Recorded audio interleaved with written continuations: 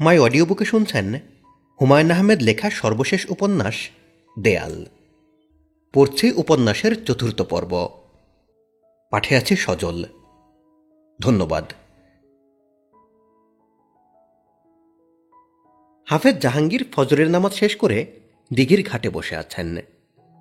তার হাতে নীল রঙের ঘুটির তসবি। তিনি এক মনে তসবি টানছেন।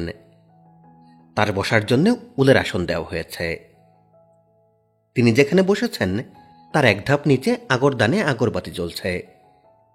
হাফেজ জাহাঙ্গীর আগরবাতির গন্ধ কখনো পছন্দ করেন না, তার নাক জ্বালা করে। তারপরেও তাকে বাস করতে হয় আগরবাতির চারপাশে নিয়ে।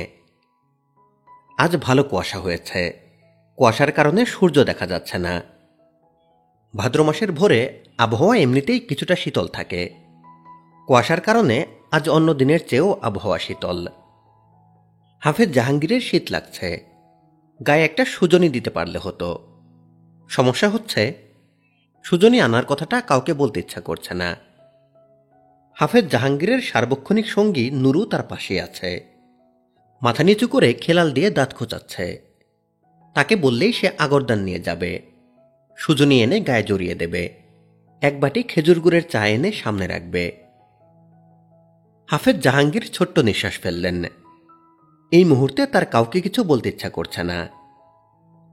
নুরু বলল, ছোট হুজুর, খবর পাইছেন? আজ পুষ্কুনিতে জাল ফেলব। জাহাঙ্গীর হ্যাসূচক মাথা নাড়লেন।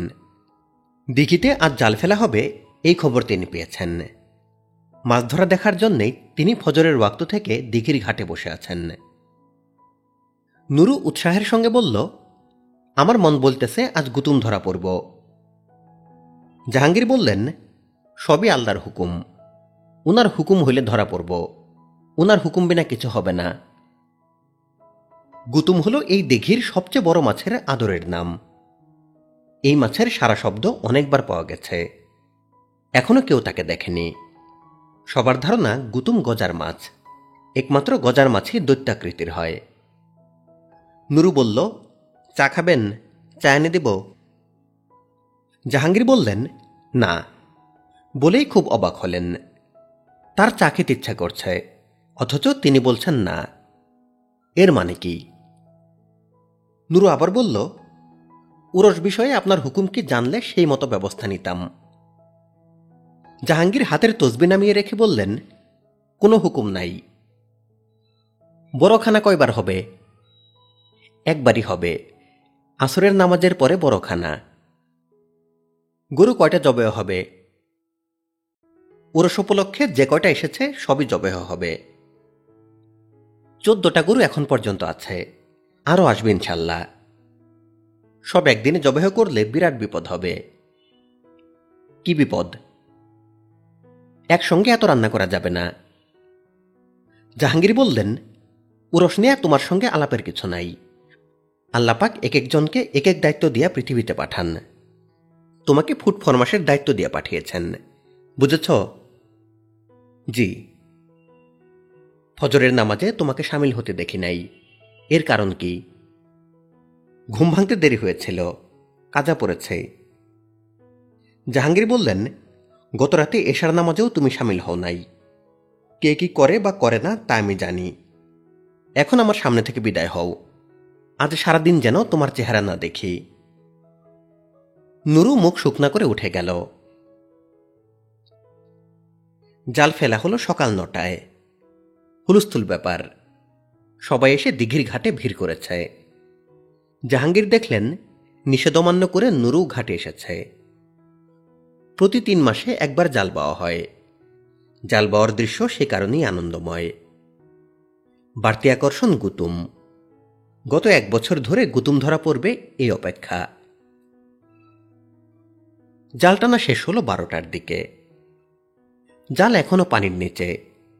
প্রধান জেলে এসে হাফেজ জাহাঙ্গীরকে ফিসফিস করে বলল, গুতুম আটক হয়েছে। হাফেজ জাহাঙ্গীর বললেন, গুতুম ধরা পড়েছে এত ভালো সংবাদ, কানাকানি করছ কেন? মাছ তোল, দেখি কি সমাচার। মাছ ধরার সময় মহিলা মাদ্রাসার কেউ বা জেনানা মহলের কেউ থাকে না। আজ সবাই ছুটে এসেছে। কঠিন পর্দার কথা মনে হয় সাময়িকভাবে ভুলে গেছে। কিছু কিছু অনিয়ম উপেক্ষা করতে হয়। হাফেজ জাহাঙ্গীর তাই করছেন। গুতুমকে ডাঙায় তোলা হয়েছে। বিস্ময়কর এক দৃশ্য। দানবাকৃতির এক কাতল মাছ। কাতল মাছের মাথা শরীরের তুলনায় বড় হয়। এর মাথা ছোট, ঘাড়ের কাছের খানিকটা অংশ সোনালি। হাফেজ জাহাঙ্গীর পরপর 3 বার বললেন, সুবহান আল্লাহ। আল্লাহ পাকের তরফ থেকে এমন চমৎকার নিয়ামত পাঠানোর জন্যে 2 রাকাত নফল নামাজ পাঠ করা হলো। হাফেজ জাহাঙ্গীরের নির্দেশে মাছ ওজন করে হুজুরাখানার গেটে 2 ঘন্টার জন্য রাখা হলো। অনেকেই এই মাছ দেখতে চাইবে, তারা দেখবে।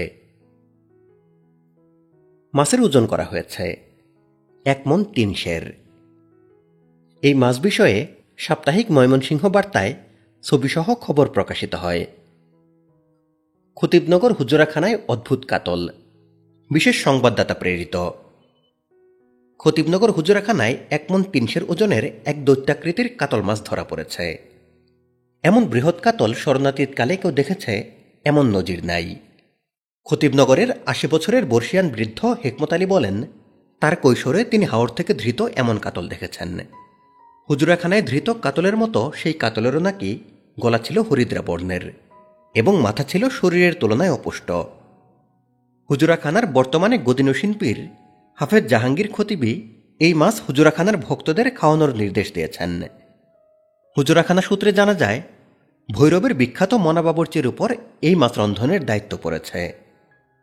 অদ্য বৃহস্পতিবার নৈশভোজে হুজুরাখানার তরফ থেকে ভক্তদের জন্য মাছ ভাত এবং মাসকলাই ডালের আয়োজন করা হয়েছে। এশার নামাজের পর রাতের খানা। হাফেজ জাহাঙ্গীর ফরজ নামাজ শেষ করে সুন্নত নামাজে যাবেন। এই সময় তার কাছে খবর গেল ঢাকা থেকে তার স্ত্রী মাইমুনা এসেছেন। তিনি একা, তার সঙ্গে কেউ নেই। হাফেজ জাহাঙ্গীর বললেন, সুবহান আল্লাহ, আলহামদুলিল্লাহ। তিনি অনেক কষ্টে সুন্নত নামাজ শেষ করলেন। তার ছুটে যেতে ইচ্ছা করছে। ইচ্ছা করলেই তা সম্ভব না। আল্লাপাক মায়মুনাকে উপস্থিত করেছেন। তার দরবারে শুকরিয়া আদায় করতে হবে, শুকরানা নামাজ পড়তে হবে। কোনো কিছুতেই তাড়াহুড়া করা যাবে না। আল্লাপাক মানব সমাজের তাড়াহুড়া পছন্দ করেন না বলেই পবিত্র কোরআন শরীফে বিরক্ত হয়ে বলেছেন, হে মানব সমাজ, তোমাদের বড়ই তাড়াহুড়া। অবন্তীর কাছে মনে হচ্ছে পৃথিবীতে এমন কিছু জায়গা অবশ্যই আছে যা কখনো বদলাবে না। খতিবনগর হুজুরাখানা তার একটি।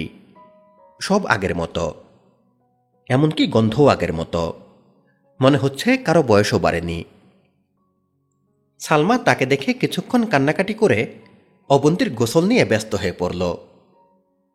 হুজুরাখানার নিয়ম হল, বাইরে থেকে আসা কোনো মহিলা হুজুরাখানার জেনানা মহলে ঢোকার আগে স্নান করবে। পাক পবিত্র হয়ে আল্লাপাকের 99 নাম জপ করে জেনানা মহলে ঢুকবে। এতে মহিলাদের সঙ্গে আসা দুষ্ট জিন জেনানা মহলে ঢুকতে পারবে না। অতি অল্প সময়ে সালমা হুজুরাখানার যাবতীয় খবর দিয়ে ফেলল। তার গল্পের বড় অংশ জুড়েই রইল দৈত্যাকৃতির কাতল মাছ। সালমা বলল, মাছ মনে হয় না স্বাদ হবে। বেশি বড় মাছ স্বাদ হয় না, তাছাড়া মানুষের নজর লাগে। অবন্তী বলল, মাছ স্বাদ হোক বা না হোক আমি মাছ খাব না। আমি মাছ খাই না, গন্ধ লাগে। সালমা বলল, ছোট হুজুর হাফেজ জাহাঙ্গীরও আপনার মতো মাছ খান না। উনি মাছ খান না অন্য কারণে। কি কারণে? আমাদের নবীজি মাছ খেতেন না, এই জন্যে হাফেজ জাহাঙ্গীর সাহেবও মাছ খান না। তবে আজ মনে হয় খাবেন। বড় মাছ এই জন্যে খাবেন। উনি সবাইরে মাছ খাওয়ার দাওয়াত দিয়েছেন। দাওয়াত দিলে মেহমানদের সঙ্গে খানা খেতে বসতে হয়। জুলেখা বিবি অবন্তীকে ডেকে পাঠিয়েছেন। তিনিও আগের মতোই আছেন। একটা টকটকে লাল রঙের শাড়িতে তাকে কোনো রকমে ঢেকে রাখা হয়েছে। তার 3 জন দাসীর একজন পায়ের আঙ্গুল টানছে। জুলেখা বিবি বললেন, চেহারা দেখাইতে আসছ না জন্মের মতো আসছ? অবন্তী বলল, চেহারা দেখানোর জন্য এসেছে। চেহারা দেখলাম, এখন বিদায় হও। আচ্ছা, চলে যাব। জুলেখা বিবি হঠাৎ গা থেকে শাড়ি ফেলে নগ্ন হয়ে গেলেন। দাসে দুজন শাড়ি দিয়ে গা ঢাকার জন্যে ব্যস্ত হয়ে গেল। জুলেখা বিবি বললেন, গরমে শোল পুড়ে যাইতেছে, শাড়ি সরলে দিবা না। আর যে মেয়ে নিজের স্বামী ছাইরা অন্যত্র বাস করে সে পশুর সমান, পশুর সামনে কোনো লজ্জা নাই। এখন বুঝেছ? মেহমানরা সবাই দস্তরখান বিছিয়ে বসেছেন। কিছুক্ষণের মধ্যেই খানা দেওয়া হবে। হাফেজ জাহাঙ্গীরের জন্য অপেক্ষা। তিনি হুজুরাখানায় একা বসে আছেন। বিশেষ কোনো নামাজে বসেছেন।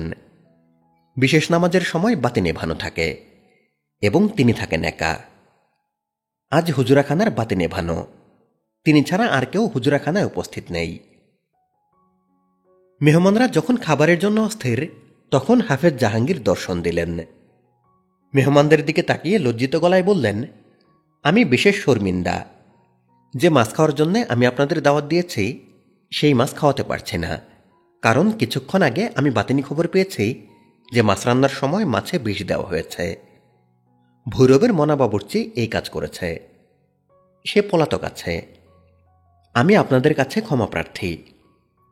আমি মাছের সব সালুন গর্ত করে মাটিতে পুঁতে ফেলার নির্দেশ দিয়েছি। আপনারা এতক্ষণ অপেক্ষা করেছেন, আর 1 ঘন্টা যদি অপেক্ষা করেন তাহলে খাসি জবেহ করে খাসির সালুন দিয়ে আপনাদের খানা দিব। এখন আপনাদের বিবেচনা। মেহমানরা কেউ কোনো শব্দ করলেন না। হাফেজ জাহাঙ্গীরের সঙ্গে অবন্তীর দেখা হলো অনেক রাতে, মেহমানরা খাওয়া দাওয়া শেষ করে চলে যাওয়ার পর। মেহমানরা খাসির সালুনের জন্য অপেক্ষা করার সিদ্ধান্ত নিয়েছিলেন। মাছের অভাবে তাদের তেমন কষ্ট হলো না, কারণ খাসির সালুন অসাধারণ স্বাদ হয়েছিল। হাফেজ জাহাঙ্গীর বললেন, তোমাকে দেখে অবাক হয়েছে, তুমি একা চলে এসেছ? অবন্তী বলল, আমি একা তো আসি নাই, আমার সঙ্গে 2 জন চরণদার ছিল। জাহাঙ্গীর অবাক হয়ে বললেন, বলো কি, তারা পুরুষ? অবন্তী হাই তুলতে তুলতে বলল, তারা পুরুষও না, রমণীয় না, তারা 2 জন ফেরেশতা, সব মানুষের কাঁধে বসে থাকে। ও আচ্ছা, বুঝেছি, কেরামন কাতিবিন। তোমার সাহস দেখে চমকে আছি। হুজুরাখানার দিকে তোমার টান দেখেও ভালো লেগেছে। অবন্তী বলল, হুজুরাখানার প্রতি বা আপনার প্রতি আমার কোনো টান নাই। আমার এখানে চলে আসার একটাই কারণ, দাদাজানকে শিক্ষা দেওয়া।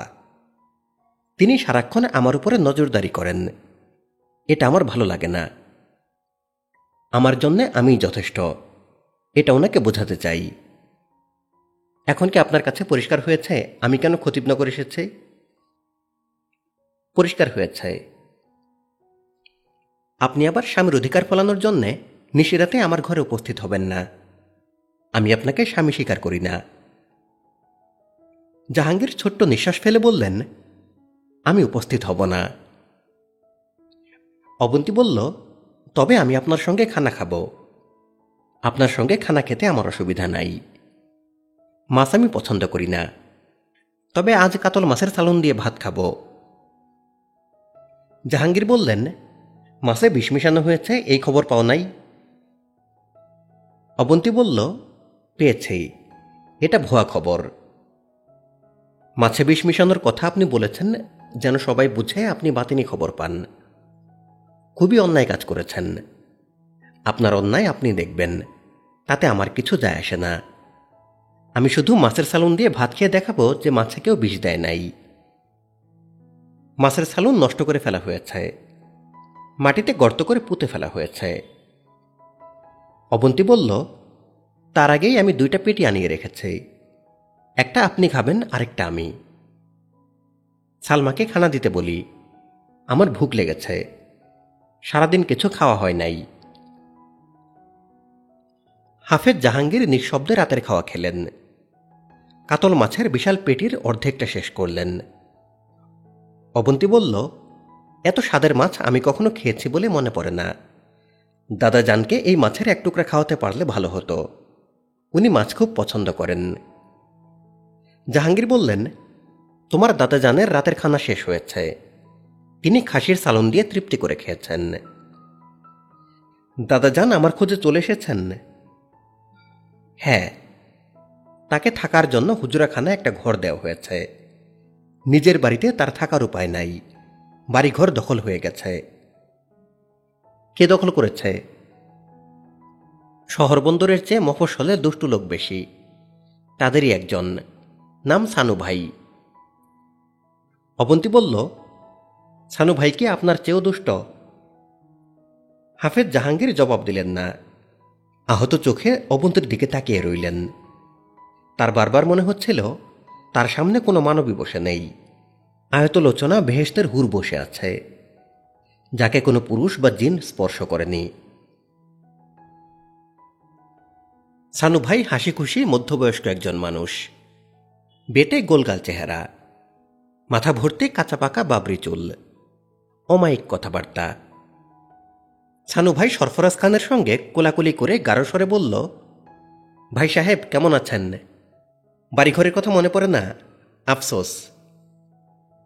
সরফরাজ খান বললেন, বাড়িঘর তো সব আপনি দখল করে নিয়েছেন, মনে পড়লেই বা কি, না পড়লেই কি। সানু ভাই ব্যথিত গলায় বললেন, আমি যদি দখল নিয়ে থাকি তাহলে 10 জনের মোকাবেলায় আমারে 100 বার জুতা পেটা করেন। বাড়িঘর খালি পড়েছিল, গরু ছাগলের আস্তানা হয়েছিল সেখানে। আমি মুজিব সেন্টার করেছি। মুজিব সেন্টারে বঙ্গবন্ধু এবং বাকশাল নিয়ে গবেষণা হবে, এতে আপনার পাপ কাটা যাবে। সরফরাজ খান অবাক হয়ে বললেন, আমার পাপ কাটা যাবে মানে? আমার কি পাপ? সানু ভাই শান্ত গলায় বললেন, মুক্তিযুদ্ধের সময় আপনি শান্তি কমিটির সঙ্গে হাত মিলিয়েছিলেন, সেই পাপ। খতিবনগরের পীর সাহেব ছিলেন শান্তি কমিটির চেয়ারম্যান, আপনি তার মুরিদ হয়েছিলেন। নিজ নাতনিকে এক পাকিস্তানি ক্যাপ্টেনের সঙ্গে বিবাহ দেওয়ার ব্যবস্থা করলেন। এই ইতিহাস তো কারো অজানা না। তারপরেও আপনাকে ছোট ভাই হিসেবে একটা পরামর্শ দেই, আপনি বঙ্গবন্ধুর কাছে আমার নামে নালিশ করেন। কিভাবে আমি আপনার বিষয় সম্পত্তি সব দখল করেছি সেটা বলেন। বঙ্গবন্ধু যে হুকুম দেন তা মাথা পেতে নিব। আমার নাম বললেই উনি আমাকে চিনবেন। ওনার জন্যে আজ সকালে জিওল কই মাছ পাঠিয়েছি। সরফরাজ খান বললেন, বঙ্গবন্ধুর সঙ্গে আমার যোগাযোগের ব্যবস্থা আছে, আমি ওনাকে জানাবো। সানু ভাই বলল, ভাই সাহেবকে একটা সত্য কথা বলি, ওনাকে জানালে কিছুই হবে না, ওনার কানে লাখ লাখ নালিশ, এত নালিশ শুনলে ওনার পুষবে না। ভাই সাহেব এখন বলেন, চা খাবেন নাকি কফি খাবেন? মুজিব সেন্টারে চা কফি দুটারই ব্যবস্থা আছে। বেলা 2:40। ভাদ্র মাসের কঠিন ঝাঁঝালো রোদ উঠেছে, ফ্যানের বাতাসও গরম। বঙ্গবন্ধু পাইপ হাতে তার প্রিয় আরামকেদারে এসে শোয়া মাত্র মাথার উপরের ফ্যান বন্ধ হয়ে গেল। তিনি বিরক্ত মুখে ফ্যানের দিকে তাকিয়ে চোখ বন্ধ করলেন। ভেবেছিলেন কিছুক্ষণ বিশ্রাম করবেন। শরীর ক্লান্ত, মনও ক্লান্ত। যুদ্ধবিধ্বস্ত দেশের শত সমস্যা, সবই সমাধানের দায়িত্ব তার। এটা কি সম্ভব? তিনি আলাদিনের চেরাগ নিয়ে আসেননি। দেশের সব পত্রপত্রিকার ধারণা তার কাছে 4-5টা আলাদিনের চেরাগ আছে। চেরাগগুলি তিনি রিলিফের কম্বলের নিচে লুকিয়ে রেখেছেন। এই যে কারেন্ট চলে গেল, এই নিয়ে কোনো না কোনো পত্রিকায় লেখা হবে। মুজিবের লোকজনের দুর্নীতিতে ইলেকট্রিসিটির বেহাল অবস্থা। তাকে সাহায্য করার কেউ নেই, সবাই আছে খাল কাটায়। নিতান্ত ঘনিষ্ঠজনরাও এখন খাল কাটতে শুরু করেছে। খাল কাটছে আর দাতাল কুমির ছেড়ে দিচ্ছে। সবচেয়ে বড় খালটা কাটা ধরেছে আব্দুর রব। বলতে গেলে সে ছিল তার হাতের 5 আঙ্গুলের 1 আঙ্গুল। সেই আব্দুর রবের এত সাহস, পল্টনের মাঠে তার সমালোচনা করে বক্তৃতা দেয়। এই কাজ তো মৌলানা ভাসানীও এখনো করেননি। আব্দুর রব পল্টনের বক্তৃতায় প্রমাণ করার চেষ্টা করে শেখ মুজিব ব্যর্থ রাষ্ট্রনায়ক। তিনি এখন 5 আটাদের প্রধান। তার সব মমতা এখন 5 আটাদের জন্যে, দেশের মানুষের জন্যে না। আরে বেটা, তুই সেদিনের ছেলে, হা করলে এখনো তোর মুখ থেকে দুধের গন্ধ বের হয়। তুই রাষ্ট্র পরিচালনার বুঝিস কি? গলা ফাটিয়ে বক্তৃতা দিতে পারা মানেই রাষ্ট্র পরিচালনা না। তুই মনে রাখিস, এক চোপার দিয়ে তোকে ঠিক করতে পারি। হাতি ঘোড়া গেল তল, মশা বলে কত জল, তুই তো মশারও অধম। বঙ্গবন্ধু পাইপে টান দিলেন, পাইপ নিভে গেছে। পাইপ থেকে কোনো ধোঁয়া বের হলো না। নতুন করে পাইপ ধরাবার ইচ্ছাও হচ্ছে না। কয়েক মিনিটের জন্য চোখ বন্ধ করতে পারলে হতো, গরমে তাও সম্ভব না। তিনি মাথার উপরের ফ্যানের দিকে তাকাতেই ফ্যান ঘুরতে শুরু করল। তিনি স্বস্তির নিঃশ্বাস ফেলে চোখ বন্ধ করার সঙ্গে সঙ্গেই চোখের পাতা ভারী হয়ে গেল। হাত থেকে পাইপ মেঝেতে পড়ে গেল। ঠিক ঘুম না, গাঢ় তন্দ্রার মতো এসেছে। তন্দ্রার এই অংশ থাকে দুঃস্বপ্নে ভরা। তিনি ছটফট করছেন। চোখের সামনে এখন আজরাইলকে দেখছেন। আজরাইল দেখতে মানুষের মতো, তবে শরীর ভর্তি লাল লোম, সাইজও ছোট, বামনদের মতো। মুখে 4 পাটি করে দাঁত, হাসলে ভেতরের পাটির দাঁত দেখা যায়। পাকিস্তানের জেলখানায় তিনি বন্দী। তার চোখের সামনে তার জন্য কবর খোঁড়া হচ্ছে। কবর খুঁড়ছে মিলিটারিরা। একজন জেনারেল নির্দেশ দিচ্ছেন, ডিপ ডিপ, জিয়াদা ডিপ। আজরাইলটা আছে জেনারেলের সঙ্গে। সে জেনারেলের প্রতিটি কথায় সায় দিচ্ছে। 4 পাটি দাঁত বের করে হাসছে। এর মধ্যে একজন আবার চিৎকার করছে, ভাত চাই, ভাত দাও, কাপড় চাই, কাপড় দাও। যে চিৎকার করছে তার গলা পরিচিত, ছাত্রনেতা আব্দুর রব। এ আবার পাকিস্তানে কবে এসেছে? পাকিস্তানিদের কাছে সে ভাত চাচ্ছে কেন? পাকিস্তানিরা তাকে ভাত দেবে? বঙ্গবন্ধুর তন্দ্রা কেটে গেল। তার বাড়ির উঠানে সত্যি সত্যি ভাত কাপড় চেয়ে স্লোগান দেওয়া হচ্ছে। নেতৃত্বে আছে আব্দুর রব। বঙ্গবন্ধু মেঝে থেকে পাইপ কুড়িয়ে নিয়ে পাইপ ধরালেন। তিনি মহাবিরক্ত। তার নিজের লোকজন কোথায়? বাড়ির ভেতরে ভাত কাপড়ের মিছিল হতে দেওয়া যায় না। ভাবমূর্তির ব্যাপার আছে। বিদেশি সাংবাদিকদের কেউ না কেউ আছেই। বসার ঘরে নিশ্চয় আছেন কূটনীতিকদের কেউ। 61 জেলায় গভর্নর নিয়োগ প্রায় চূড়ান্ত। তারা সারাক্ষণই তাকে ঘিরে আছে। সবার ধারণা চোখের আড়াল হলেই তারা বাদ পড়বে। গভর্নরদের মধ্যে বিপক্ষের লোকজনও আছে। তাদের চেষ্টা ভাঙচি দেওয়া। এর চেয়ে বড় সমস্যা দেন দরবারের লোকজন। বেশিরভাগই আসে মিলিটারির হাত থেকে আত্মীয় স্বজন সার করানোর জন্যে। দুষ্কৃতিকারীদের ধরার দায়িত্ব মিলিটারিদের হাতে তুলে দেওয়া মনে হয় ভুল হয়েছে। আসল দুষ্কৃতী ধরার নাম নেই। বেছে বেছে এরা ধরছে আওয়ামী লীগের নিবেদিত কর্মীদের। সর্বহারা কেউ তো মিলিটারির হাতে ধরা পড়ছে না। সিরাজ শিকদারকে কি মিলিটারি ধরেছে? ধরেছে পুলিশ। মিলিটারির নামেই মিলিটারি, কাজে লবডঙ্গা। যতই দিন যাচ্ছে মিলিটারির উপর বঙ্গবন্ধু ততই বিরক্ত হচ্ছেন। মিলিটারি হচ্ছে দানব বিশেষ। পাকিস্তানি মিলিটারি যেমন দানব, বাংলাদেশি মিলিটারিও তাই। সেন্ট মার্টিন আইল্যান্ড যদি কোনো কারণে স্বাধীন হয়, তাদের মিলিটারি হয়, তারাও হবে দানব। বঙ্গবন্ধু 25 বছরের জন্যে ভারতের সঙ্গে দেশ রক্ষা চুক্তি করেছেন। এখন আর মিলিটারির প্রয়োজন নেই। ধীরে ধীরে মিলিটারিদের ক্ষমতা খর্ব করতে হবে। এমনভাবে করতে হবে যেন এরা বুঝতেও না পারে। এক ভোরবেলা ঘুম ভেঙে এরা দেখবে তাদের বুটের নিচে মাটি নেই, বুটের নিচে চোরাবালি। তারা ধীরে ধীরে চোরাবালিতে ডুবতে থাকবে। দানবকে মানব বানানোর এই একটাই উপায়। পাইপ হাতে বঙ্গবন্ধু উঠে দাঁড়ালেন। এখন এক এক করে দর্শনার্থী বিদায় করার পালা। সেদিন তিনি যাদের সঙ্গে দেখা করলেন এবং যে ব্যবস্থা নিলেন তার তালিকা দেওয়া হল। 1. নিবেদিত প্রাণ আওয়ামী লীগার মোজাম্মেলের আত্মীয় স্বজন। মোজাম্মেল ধরা পড়েছে মেজর নাসেরের হাতে। স্থান টঙ্গী। বঙ্গবন্ধু ঘরে ঢোকা মাত্র মোজাম্মেলের বাবা ও 2 ভাই কেঁদে বঙ্গবন্ধুর পায়ে পড়ল। টঙ্গী আওয়ামী লীগের সভাপতিও পায়ে ধরার চেষ্টা করলেন। পা খুঁজে পেলেন না। পা মোজাম্মেলের আত্মীয় স্বজনদের দখলে। বঙ্গবন্ধু বললেন, ঘটনা কি বলো? টঙ্গী আওয়ামী লীগের সভাপতি বললেন, আমাদের মোজাম্মেল মিথ্যা মামলায় জড়িয়েছে। মেজর নাসের তাকে ধরেছে। নাসের বলেছে 3 লাখ টাকা দিলে ছেড়ে দিবে। মিথ্যা মামলাটা কি? মোজাম্মেলের বাবা কাঁদতে কাঁদতে বললেন, খুনের মামলা লাগাই দিয়েছে।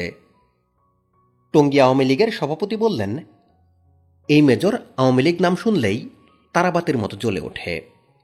সে প্রকাশ্যে ঘোষণা করেছে, টঙ্গীতে আমি কোনো আওয়ামী লীগের বদ রাখব না। বঙ্গবন্ধু, আমি নিজেও এখন ভয়ে অস্থির। টঙ্গীতে থাকি না, ঢাকায় চলে এসেছে।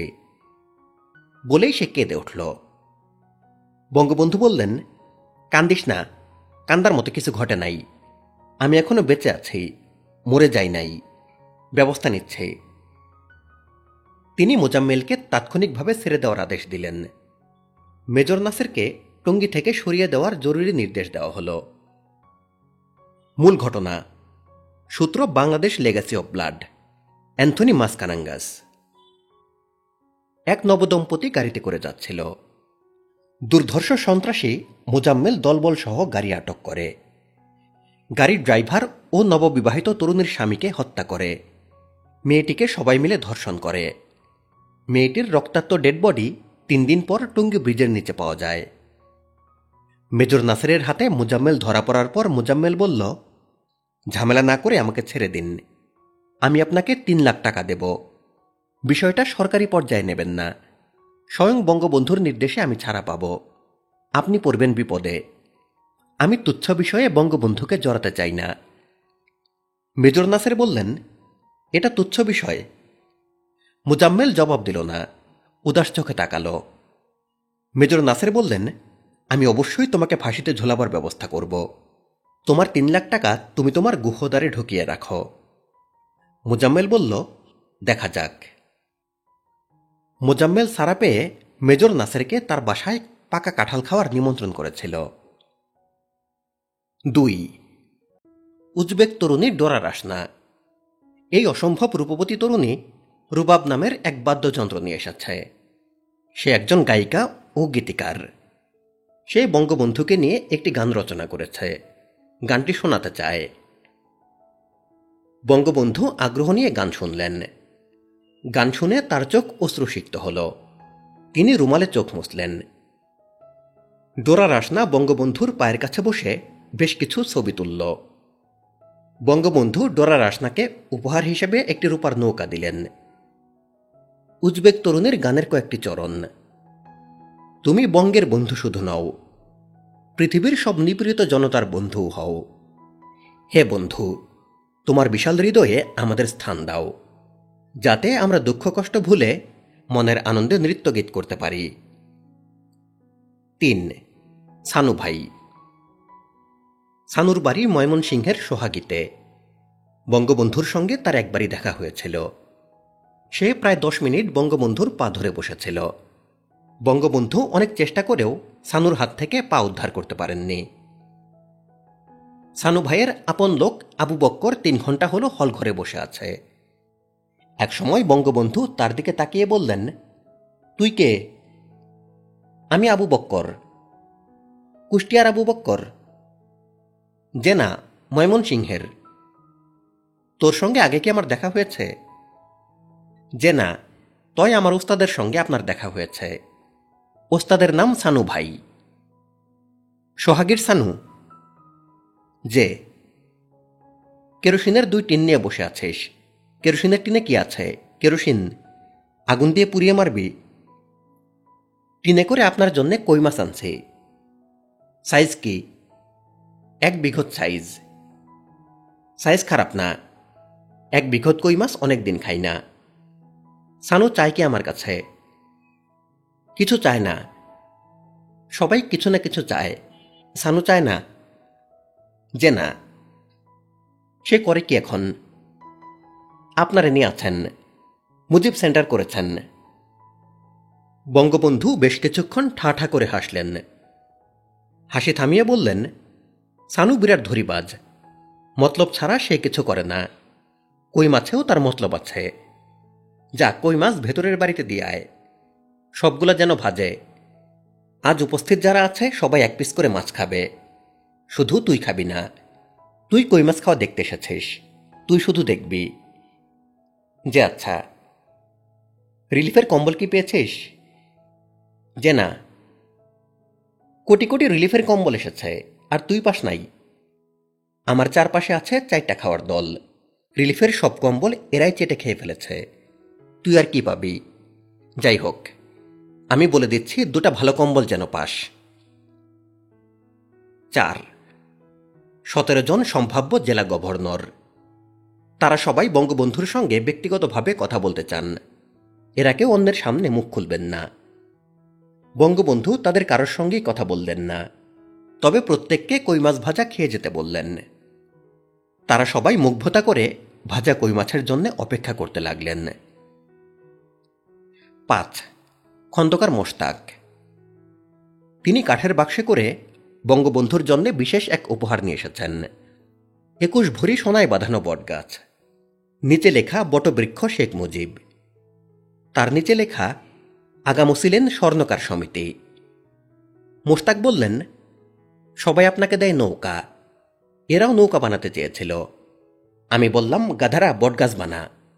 বঙ্গবন্ধু আমাদের বটবৃক্ষ, আমরা আছি তার ছায়ার নিচে। বঙ্গবন্ধু স্বর্ণের বটগাছ দেখে আনন্দ পেলেন। খন্দকার মোশতাক বললেন, বাজারে চালু গুজবটা কি শুনেছেন? কি গুজব? তাজউদ্দিনকে আপনি নাকি আবার মন্ত্রিসভার সদস্য করছেন। কি আশ্চর্য কথা! খন্দকার মোশতাক দীর্ঘশ্বাস ফেলে বললেন, এই গুজব তাজউদ্দিন নিজেই ছড়াচ্ছে, যাতে আবার ফিরে আসতে পারে। বঙ্গবন্ধু দীর্ঘ নিঃশ্বাস ফেললেন। খন্দকার মোশতাক বললেন, অন্য কারো বিষয়ে আপনার সাবধান হওয়ার প্রয়োজন নাই, তাজউদ্দিনের বিষয়ে শুধু সাবধান থাকবেন। 6. রাধানাথ বাবু। রাধানাথ বাবুর সঙ্গে বঙ্গবন্ধু দেখা করতে চাচ্ছিলেন না, কিন্তু ইন্ডিয়ান এম্বাসি বিশেষভাবে চাচ্ছে তিনি যেন দেখা করেন। বঙ্গবন্ধু বললেন, আপনাকে কি আমি চিনি? বঙ্গবন্ধু অনেক বৃদ্ধকেও তুই করে বলেন। রাধানাথ বাবুর সৌম্য চেহারা মনে হয় বাদ সাধল, তাকে তিনি আপনি করে বললেন। রাধানাথ বললেন, আপনি আমাকে চেনেন না, আপনার সঙ্গে পরিচয় থাকার মতো যোগ্যতা আমার নেই। আপনি কে? আমার নাম রাধানাথ। আমার একটা ছাপাখানা আছে, ছাপাখানার নাম আদর্শলিপি। আমার কাছে কি? আমি একজন হস্তরেখাবিদ, আমি আপনার হাত দেখতে এসেছি। আমার হাত দেখে কি করবেন? আমার কর্ম দেখুন। সাধুর বিচার ধর্মে, পুরুষের বিচার কর্মে। রাধানাথ বললেন, জনাব, আমি আপনাকে সাবধান করতে এসেছি, আপনার সামনে মহাবিপদ। হাত না দেখে আপনি আমার মহাবিপদ টের পেয়ে গেলেন? ভালো কথা।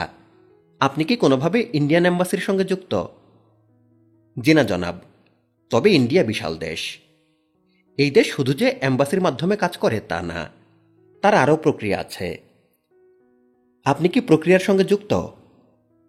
হ্যাঁ, আপনাকে আমার সাবধান করার কথা, আমি তা করলাম। আপনার সবচেয়ে বড় ভরসা বাংলাদেশের মানুষ।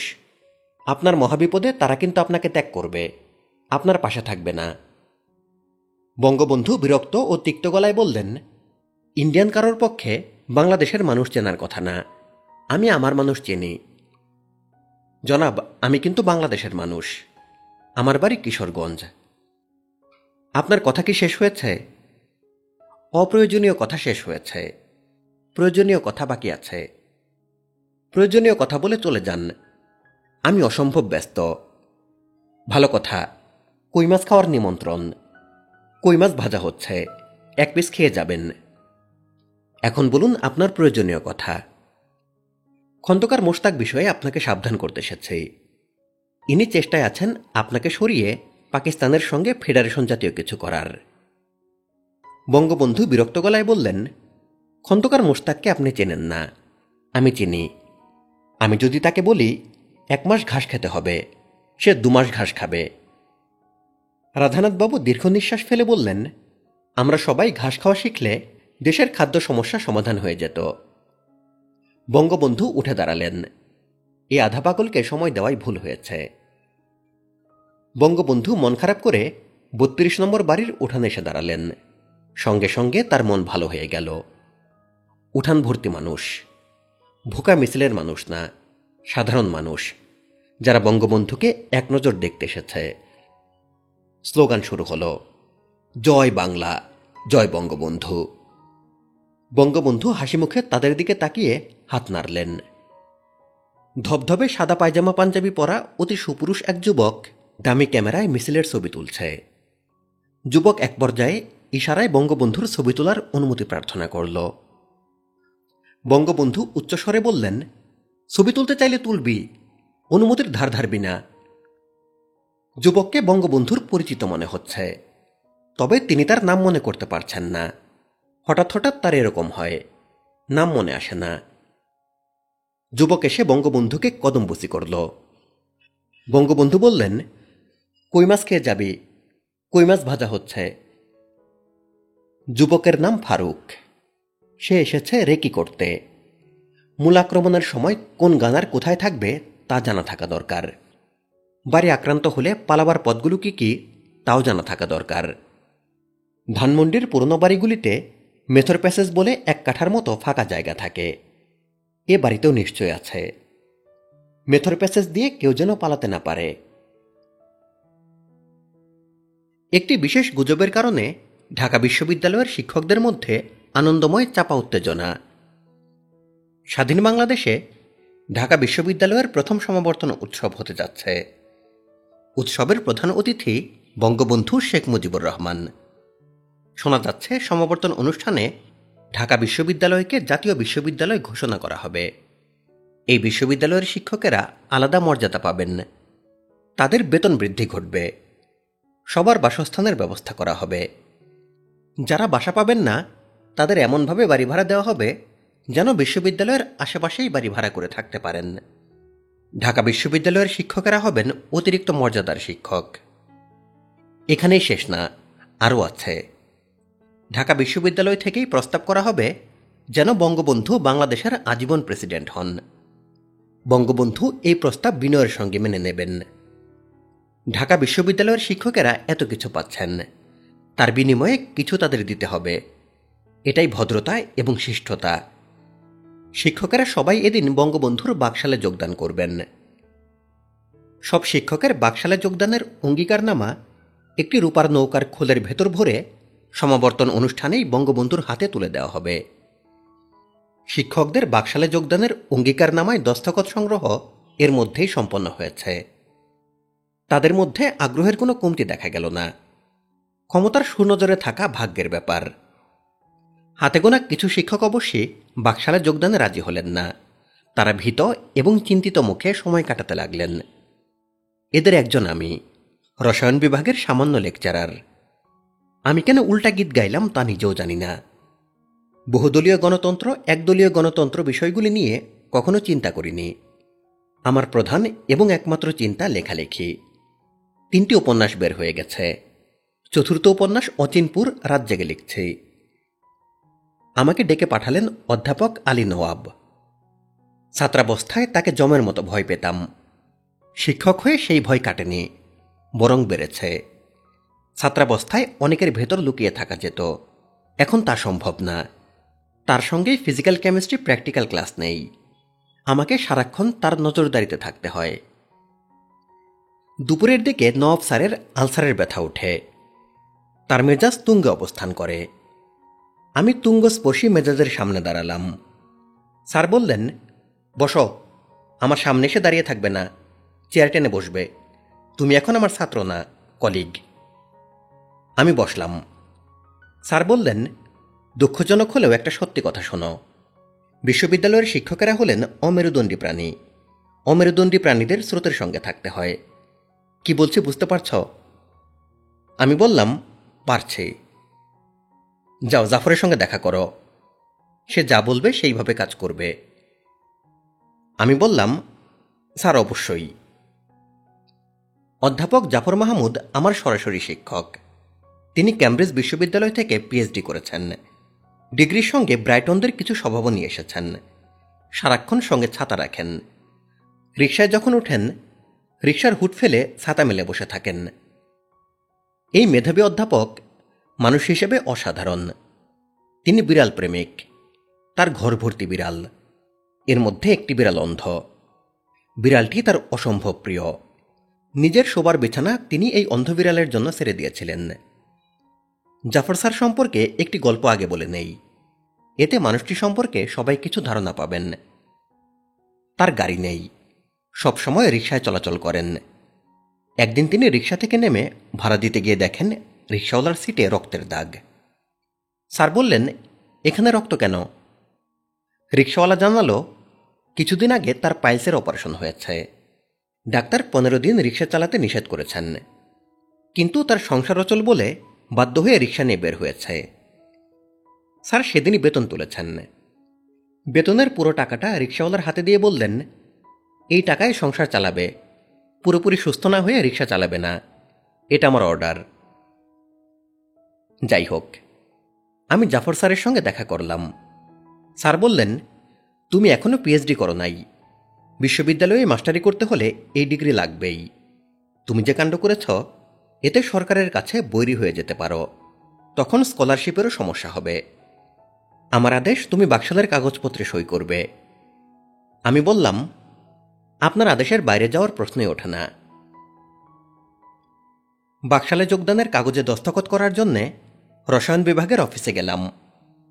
আমাকে জানানো হলো কাগজপত্র রেজিস্ট্রার অফিসে চলে গেছে। রেজিস্ট্রার অফিসে গিয়ে জানলাম সব কাগজপত্র ভাইস চ্যান্সেলরের বাসায় চলে গেছে। আগামীকাল ভোর 7টা পর্যন্ত সময় আছে ভাইস চ্যান্সেলরের বাসায় গিয়ে বাকশালে ভর্তি হওয়ার। আমি মনে মনে আনন্দিতই হলাম। স্যারকে বলতে পারবো চেষ্টা করেছিলাম।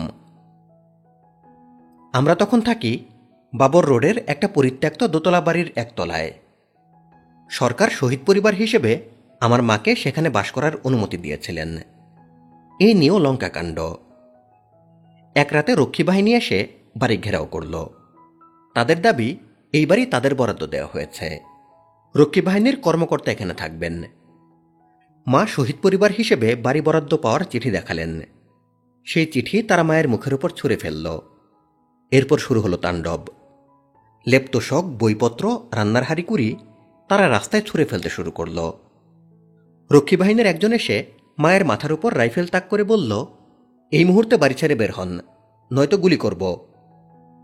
মা বললেন, গুলি করতে চাইলে গুলি করুন, আমি বাড়ি ছাড়ব না। এত রাতে আমি ছেলে মেয়ে নিয়ে কোথায় যাব? আমার ছোট ভাই জাফর ইকবাল তখন মায়ের হাত ধরে তাকে রাস্তায় নিয়ে এলো। কি আশ্চর্য দৃশ্য! রাস্তায় নর্দমার পাশে অভুক্ত একটি পরিবার বসে আছে। সেই রাতে রক্ষী বাহিনীর একজন সুবেদার মেজর ওই বাড়ির একতলায় দাখিল হলেন, পরিবার পরিজন নিয়ে উঠে পড়লেন। একটি শহীদ পরিবারকে অপমানের হাত থেকে রক্ষার জন্যে দুজন মহৎপ্রাণ মানুষ এগিয়ে এলেন। একজনের নাম আহমদ সফা। তিনি ঘোষণা দিলেন, বঙ্গভবনের সামনে গায়ে কেরোসিন ঢেলে তিনি আত্মহুতি দেবেন। তিনি 1 টিন কেরোসিন কিনে আনলেন। দ্বিতীয় ব্যক্তিটি হচ্ছেন মাসিক সাহিত্য পত্রিকা সমকালের সম্পাদক সিকান্দর আবু জাফর। দুজনের চেষ্টায় ওই বাড়ির দোতলায় 2 মাস পরে আমরা উঠলাম। একতলায় রক্ষী বাহিনীর সুবেদার। তিনি কঠিন বৈরী ভাব ধরলেন। আমাদের বাড়ির ছাদটা ছিল আমার খুব পছন্দের। সন্ধ্যার পর ছাদে হাঁটতাম, পাটি পেতে শুয়ে থাকতাম, আকাশের তারা দেখতাম।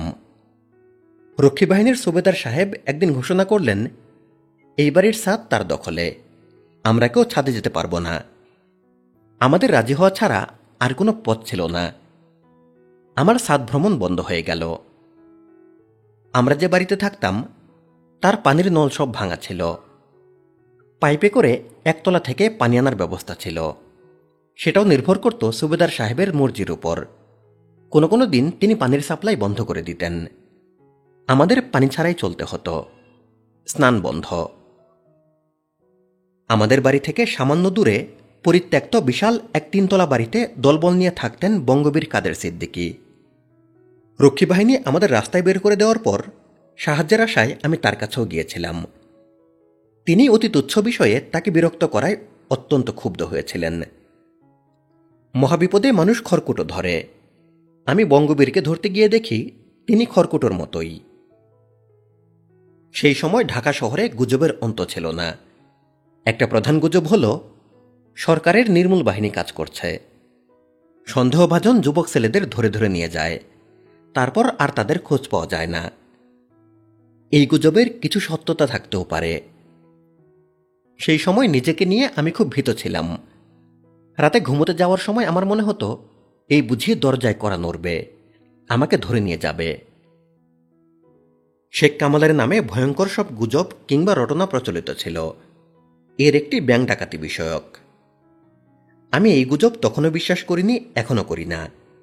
সর্বময় ক্ষমতার অধিকারী প্রধানমন্ত্রীর ছেলেকে বাড়তি অর্থের জন্য ডাকাতি করার প্রয়োজন পড়ে না। দুঃখের সঙ্গে বলছি, সেই সময় নিজ দেশে আমাকে মনে হতো পরবাসী। দেশটাকে বুঝতেও পারছিলাম না, মনে হচ্ছিল দেশের এন্ট্রপি শুধুই বাড়ছে। থার্মোডাইনামিক্সের দ্বিতীয় সূত্র, এন্ট্রপি হল বিশৃঙ্খলার মাপ। যুদ্ধবিধ্বস্ত একটি দেশকে ঠিকঠাক করে তুলতে সবাই সাহায্য করবে, এটাই আশা করা হয়, এটাই স্বাভাবিক। বাংলাদেশে তখন অস্বাভাবিকের রাজত্ব। সব দল বর্ষার কই মাছের মতো উজিয়ে গেছে, মাঠে নেমেছে সর্বহারা দল। যেহেতু তারা সর্বহারা, তাদের আর কিছু হারাবার নেই। তারা নেমেছে শ্রেণীশত্রু খতমে। তাদের প্রধান শত্রু আওয়ামী লীগ। পত্রিকার পাতা উল্টালেই সর্বহারার হাতে নিহত আওয়ামী লীগ নেতার ছবি পাওয়া যায়। সর্বহারা দলের প্রধান সিরাজ শিকদার, তিনি ধরাছোঁয়ার বাইরে। সর্বহারাদের সঙ্গে পাল্লা দিয়ে নেমেছে জাতীয় সমাজতান্ত্রিক দল। তারা বাংলাদেশকে বদলে দেবে, বাংলাদেশ হবে সমাজতান্ত্রিক দেশ। বিশেষ ধরনের এই সমাজতন্ত্র কায়েম শ্রেণীশত্রু খতম দিয়ে শুরু করতে হয়। চলছে হত্যাকাণ্ড। গোকুলে বাড়ছে রক্ষী বাহিনী, সাভারে তাদের বিশাল ক্যাম্প। ট্রেনিংয়ে আছেন ভারতীয় মেজর রেড্ডি। রক্ষী বাহিনীর পোশাকও ভারতীয় সেনাবাহিনীর মতো জলপাই রঙের। এই বাহিনীর অফিসাররা ট্রেনিং পেতেন ভারতের দেরাদুন ব্যাটন স্কুল থেকে।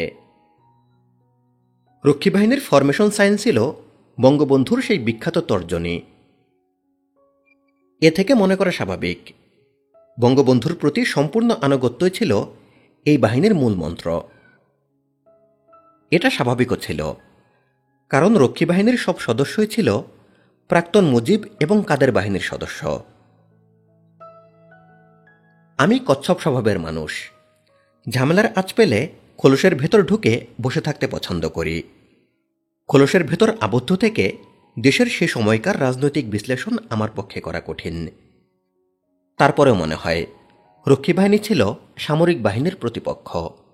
এই বাহিনী এমনভাবে সাজানো ছিল যে অতি দ্রুত তাদের সামরিক বাহিনীর বিপক্ষে দাঁড় করানো যায়। যখন সত্যিকারের প্রয়োজন দেখা দিল, তখন রক্ষী বাহিনীর টিকিট দেখাও পাওয়া গেল না। অল্প কিছু সেনা সদস্যের বিদ্রোহ দমন তাদের কাছে কোনো ব্যাপারই ছিল না, বরং তারা উল্টোটাই করল। সাভারে রক্ষী বাহিনীর সঙ্গে তখন ছিলেন বঙ্গবন্ধুর রাজনৈতিক সচিব তোফায়েল আহমেদ। রক্ষী বাহিনী তোফায়েল আহমেদকে নিয়ে কি করতে হবে জানতে চেয়ে বারবার বিদ্রোহীদের কাছে খবর পাঠাতে লাগল। ভাবটা এরকম যে আমরা ইঙ্গিতের অপেক্ষায়, ইঙ্গিত পেলেই বিদ্রোহী সরকার যা করতে বলবে করব, বান্দা হাজির। রাজনীতির কচকচানি থাকুক, নিজের কথা বলি। আমি তখন চরম অর্থনৈতিক সমস্যার ভেতর দিয়ে যাচ্ছি। আমার বেতন এবং বাবার পেনশনের সামান্য 200 টাকা গোটা পরিবারের সম্বল। মাসের শেষের দিকে মা বের হন ধার করতে। মার পরিচিত জনরা তাকে দেখলেই আতঙ্কিত বোধ করেন।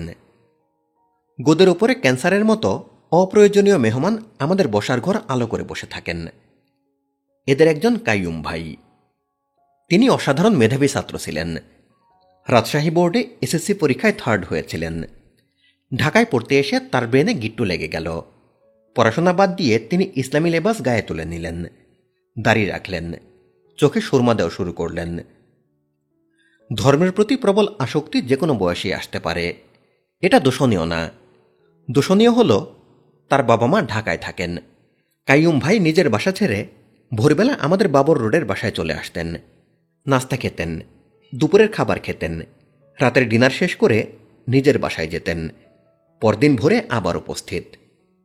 খেতে বসে প্রায় সময়ই বলতেন খাবারের মান আরেকটু উন্নত হওয়া প্রয়োজন। চালের অস্বাভাবিক মূল্য বৃদ্ধির কারণে বাসায় রাতে রুটি খাওয়া হতো। শুকনো রুটি কাইয়ুম ভাইয়ের গলা দিয়ে নামে না বিধায় তার জন্যে ভাত রাঁধা হতো। দ্বিতীয় যে মেহমান ড্রয়িং রুমে মাঝে মাঝে এসে বসে থাকত, তার সঙ্গে আমি ঢাকা কলেজে পড়েছি। সুদর্শন রূপবান যুবক, সবসময় ইংরেজিতে কথা বলতে বলে কলেজে তার নাম ছিল ইংলিশম্যান। ঢাকা কলেজে পড়ার সময় তার পুরোপুরি মাথা খারাপ হয়ে যায়, তার সঙ্গে সম্পর্ক ছিন্ন হয়। ঢাকা বিশ্ববিদ্যালয়ে মাস্টারি শুরু করেছে। আমার দায়িত্ব ফার্স্ট ইয়ারের ছাত্রদের স্লাইড রুমের ব্যবহার শেখানো। হঠাৎ দেখি ক্লাসে মাথা নিচু করে ইংলিশম্যান বসে আছে। আমি অবাক হয়ে বললাম, তুমি ইংলিশম্যান না? সে উঠে দাঁড়ালো, মাথা নিচু করে বলল, ইয়েস স্যার। আমি বললাম, তুমি আমাকে স্যার বলছো কেন? তুমি আমার বন্ধু। সে বলল, now you are my respected teacher. তার কাছে শুনলাম অনেকদিন মস্তিষ্ক বিকৃতি রোগে ভুগে এখন সে সুস্থ হয়েছে, আবার পড়াশোনা শুরু করেছে। আমি তাকে বাবর রোডের বাসায় নিয়ে গেলাম। তার জন্যে আমি অত্যন্ত ব্যথিত বোধ করছিলাম। তাকে বললাম, পড়াশোনায় সব রকম সাহায্য আমি করব। আমাকে স্যার ডেকে সে যেন লজ্জা না দেয়। আগে যেভাবে হুমায়ুন ডাকত এখনও তাই ডাকবে। 3 থেকে 4 মাস ক্লাস করার পর আবার সে পাগল হয়ে গেল। একদিন হতভম্ব হয়ে দেখি সম্পূর্ণ নগ্ন অবস্থায় সে ইউনিভার্সিটিতে এসেছে। রসায়ন বিভাগের প্রতিটি রুমেই সে ঢুকে ব্যাকুল হয়ে বলছে, হুমায়ুন কোথায়? Humayun, my friend and my respected teacher Humayun. সে শুধু রসায়ন বিভাগে না, বাবর রোডে আমার বাসাতেও হানা দিতে শুরু করল। সপ্তাহে 2 থেকে 3 দিন সে আসবেই। একটি যুবক ছেলে সম্পূর্ণ নগ্ন হয়ে বসার ঘরে সারাদিন বসে আছে। ভয়ঙ্কর দৃশ্য। শুধু একজন বিষয়টাকে স্বাভাবিকভাবে নিতেন, তিনি কাইয়ুম ভাই। জাব্বা জব্বা পরা মাওলানা, পাশে নগ্ন ইংলিশম্যান। কাইয়ুম ভাইয়ের ভাবভঙ্গি থেকে মনে হতো বিষয়টা স্বাভাবিক। 14 আগস্ট বৃহস্পতিবার। ইউনিভার্সিটিতে কোনো ক্লাস ছিল না। হেঁটে হেঁটে বাবর রোডের বাসায় এসেছে। অর্থশাস্ত্রের চেষ্টা। আমি রোগাভোগা হওয়ার কারণে বাসে ঠেলাঠেলি করে কখনো উঠতে পারি না, রিক্সা নেওয়ার প্রশ্নই আসে না। বাসায় ঢুকে দেখি কাইয়ুম ভাই এবং ইংলিশম্যান পাশাপাশি বসা।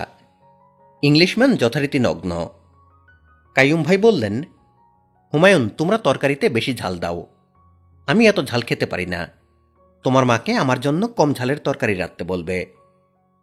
আমি দীর্ঘ নিঃশ্বাস ফেললাম। একবার ভাবলাম বলি, অনেক যন্ত্রণা করেছেন, এখন আমাদের মুক্তি দিন। বলতে পারলাম না। যৌবনের শুরুতে আমি অনেক ভদ্র, অনেক বিনয়ী ছিলাম। ইংলিশম্যান আমাকে দেখেই উঠে দাঁড়িয়ে পড়েছিল। মনে হয় শিক্ষকের প্রতি সম্মান দেখিয়ে দাঁড়ানো। কাইয়ুম ভাইয়ের কথা শেষ হওয়া মাত্র সে গলা নামিয়ে বলল, হুমায়ুন, আমাকে একটা প্যান্ট দাও। কিছুক্ষণ আগে তোমার ছোট বোন শিখুকে দিয়েছিল, তাকে দেখার পর থেকে লজ্জা লাগছে। একটা প্যান্ট দাও, প্যান্ট পরে চলে যাব। আমার তখন 2টা মাত্র প্যান্ট, একটা দিয়ে দেওয়া মানে সর্বনাশ। তারপরেও প্যান্ট এনে তাকে পরালাম। সে ইংরেজিতে বলল, তুমি আমার একমাত্র বন্ধু, আমার আর কেউ নেই। এই জন্য তোমাকে একটা খবর দিতে এসেছি। গোপন খবর, কেউ জানে না, শুধু আমি জানি। পুরোপুরি পাগল হলে গোপন খবর পাওয়া যায়। খবরটা হচ্ছে, আগামীকাল থেকে রক্তের নদী, river full of fresh blood, blood blood and blood. কার রক্ত দিয়ে শুরু হবে তা জানতে চাও? জানতে চাইলে তোমাকে বলবো, আর কাউকে বলবো না, মাছিকেও বলা যাবে না। আমি বললাম, জানতে চাই না। পাগল প্রলাপ বলবে তাই স্বাভাবিক। পাগলের কথার কোনো গুরুত্ব দেওয়ার প্রশ্ন ওঠে না। ইংলিশম্যান মাথা নিচু করে বলল, হুমায়ুন, সাবধানে থাকবে। আচ্ছা, থাকব। দরজা জানালা বন্ধ করে খাটের নিচে শুয়ে থাকবে। আমি বললাম, আচ্ছা, থাকব। ইংলিশম্যান প্যান্ট পরে ঘর থেকে বের হলো। আমাদের বাসা পার হওয়ার পর প্যান্ট খুলে ছুঁড়ে ফেলে নগ্ন হয়ে আবার হাঁটতে শুরু করল। তার পিছু নিল কয়েকটা কুকুর। তারা ঘেউ ঘেউ করছে, ইংলিশম্যানকে কামড়ানোর ভঙ্গি করছে। ইংলিশম্যান ফিরেও তাকাচ্ছে না। পাগলরা কুকুর ভয় পায় না তা জানতাম না, প্রথম জানলাম।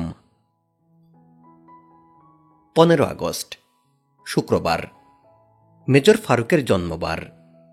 তার জন্মের পরপরই ফজরের আজান হয়েছিল, কাজেই এই দিনটি তার জন্য শুভ। তার চেয়ে বড় কথা, আন্ধা হাফেজ সিগন্যাল পাঠিয়েছেন। তিনি জানিয়েছেন মহেন্দ্রক্ষণ এসেছে। এখন ফারুক ইচ্ছা করলে তার কার্য সমাধা করতে পারেন। আন্ধা হাফেজ তার মঙ্গলের জন্যে একটি তাবিজও পাঠিয়েছেন। তাবিজ ফারুকের কাছে পৌঁছানো যায়নি। আল্লাপাকের একটি বিশেষ নামও তিনি ফারুককে জানিয়েছেন। সারাক্ষণ এই নাম জপলে ফারুক থাকবে বিপদমুক্ত। নামটা হল ইয়া মুআক্খেরু। এর অর্থ হে পরিবর্তনকারী। ফারুকের স্ত্রী ফরিদা কোরআন শরীফ নিয়ে জায়নামাজে বসেছেন। শুভ সংবাদ না পাওয়া পর্যন্ত তিনি কোরআন পাঠ করেই যাবেন। ফজরের আজান হচ্ছে। মেজর ফারুকের ট্যাঙ্কবহর বের হয়েছে। বইটির বাকি অংশ শুনতে সাথেই থাকুন। বাকি অংশের ভিডিও লিংক এই ভিডিওর ডেসক্রিপশনে দেওয়া আছে।